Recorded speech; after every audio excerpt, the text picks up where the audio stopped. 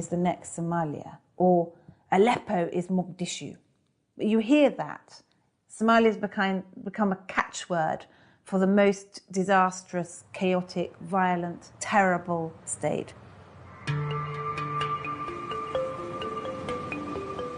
With the opening of the Suez Canal in 1869, Somalia's strategic location became even more significant.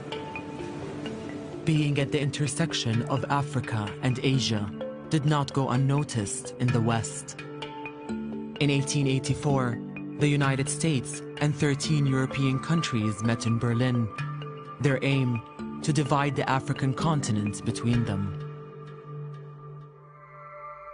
They divided what we know as Somalia into 3 provinces, each ruled by a different European country.